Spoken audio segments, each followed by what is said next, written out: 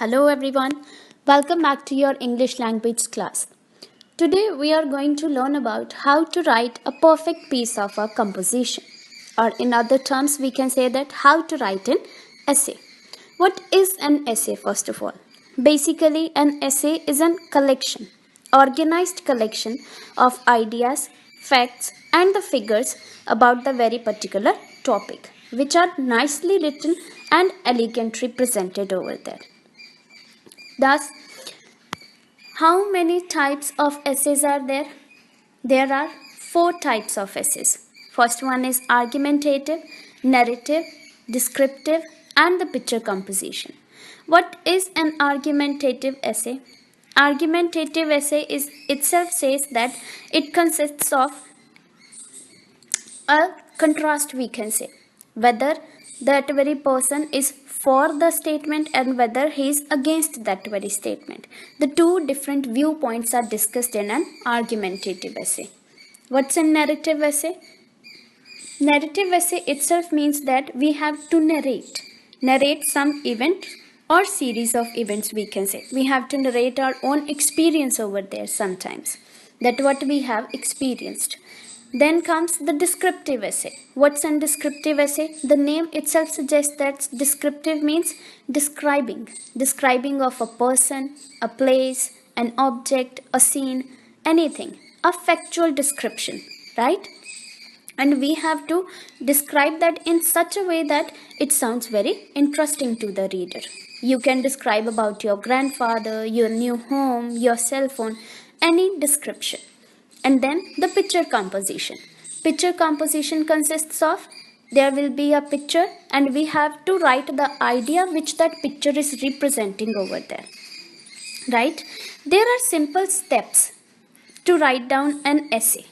But before writing down an essay, what's the need for writing down a good composition? It's but obvious that if we are going to write something, it should be written in an appropriate way such that it seems very interesting to the reader to read it, right? So, what a particular essay should have, so that it must be a perfect piece of writing over there. It should be written to a plan. It must be a planned work, right? Not an all of a sudden that we are going to represent something without any planning over there, without any preparation over there. So in order to prepare for writing an essay, we need to develop some reading habits. Why it is necessary? Because if we are not having in our mind different concepts over there, different examples, different ideas, then how we are going to write an essay?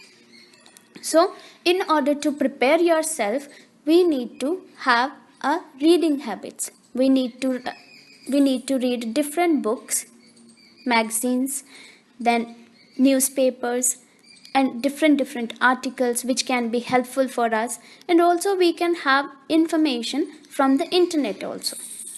Then while writing down an essay, we have to keep in our mind that it should be in a continuity over there.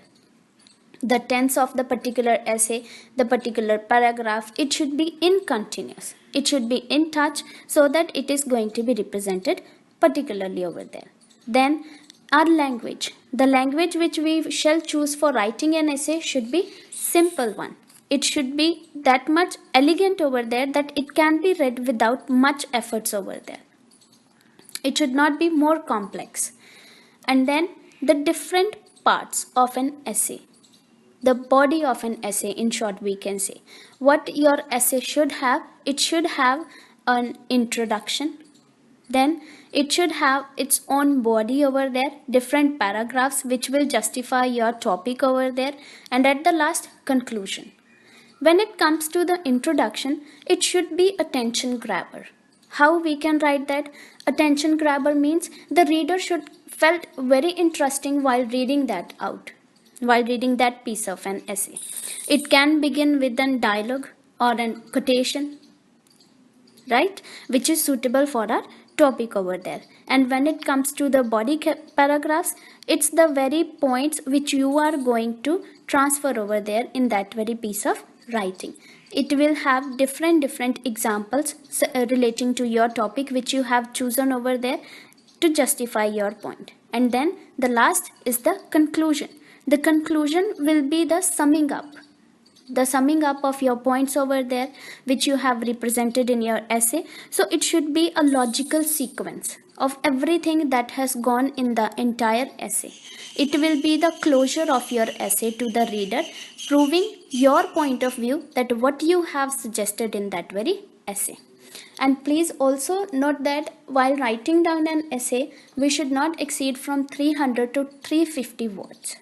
That's the word limit, right? Now, next comes how we can write down an essay.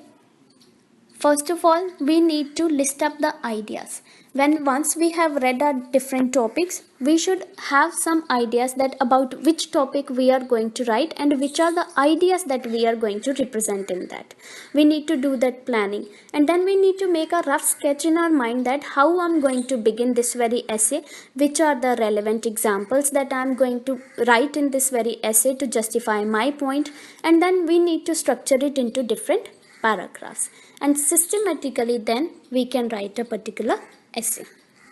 Now we are going to discuss about an argumentative essay, that how we can write an argumentative essay.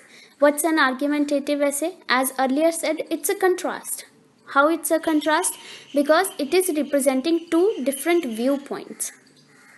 It has two sides, proposition and the opposition.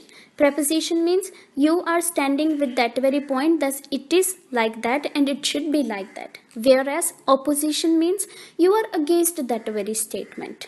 It is your viewpoint over there, how you are going to narrate that. See the example, then it will be very much clear. See the example, child labor should be banned. Give your views either for or against the statement. Now it's pretty much clear that it is about child labor. What is child labor? Labor means the very hard work which people do in order to earn money. But what is child labor? Child labor means a child, a person who is in his tender age of the years, but he needs to work over there, right? So this is the statement, child labor should be banned. It should not be practiced anymore. It should be stopped. So you have to justify your points whether you agree with this statement or you disagree with this statement. So of the years, but he needs to work over there, right? So this is the statement, child labor should be banned. It should not be practiced anymore.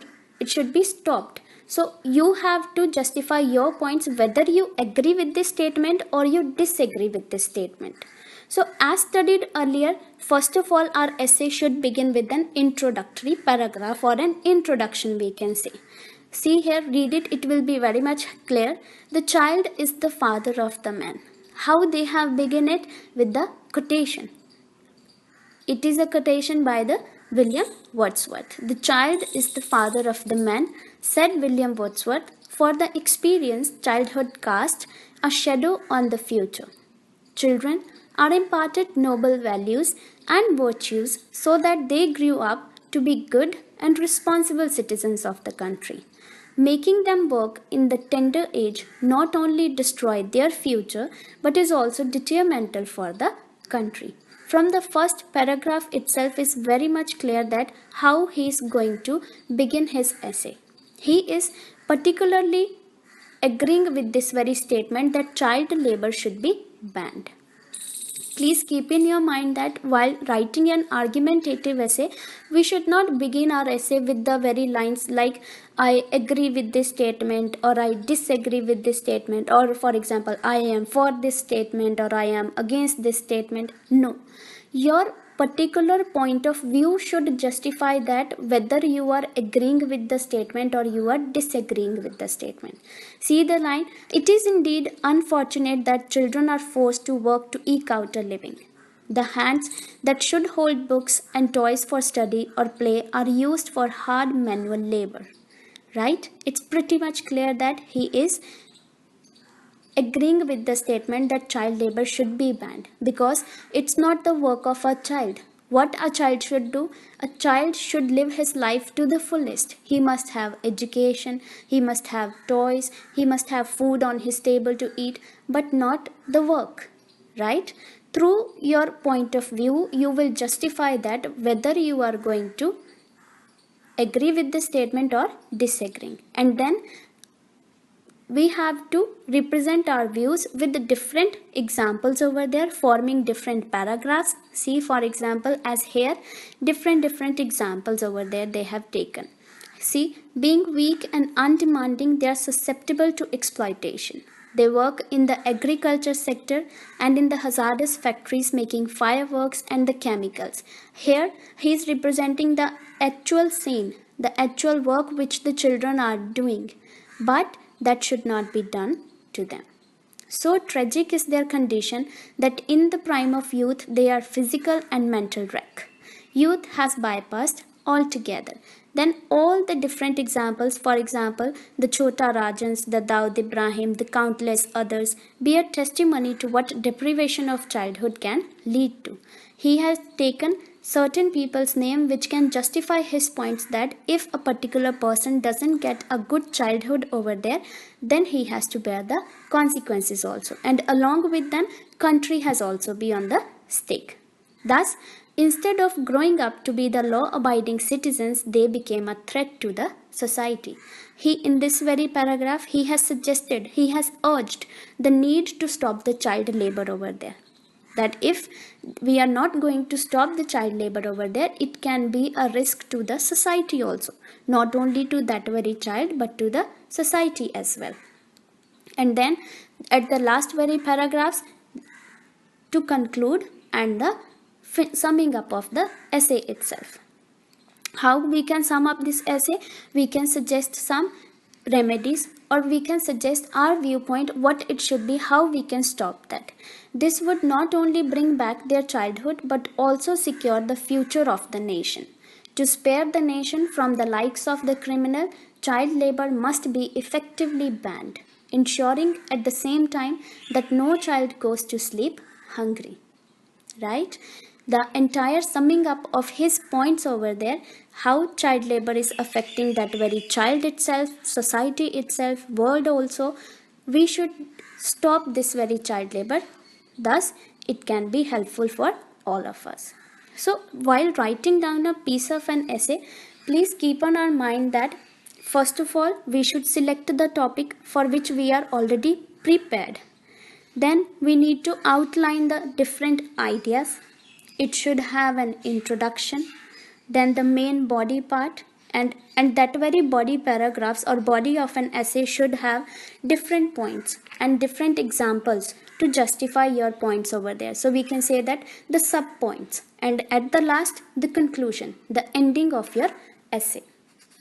So these are the different points which we need to keep in our mind while writing an essay. Please go through this and also have a habit of writing essays every single day. Only if we are going to practice it daily, then only we can improve. And have a habit of reading the things, building up your vocabulary over there so that it can be helpful. Thank you.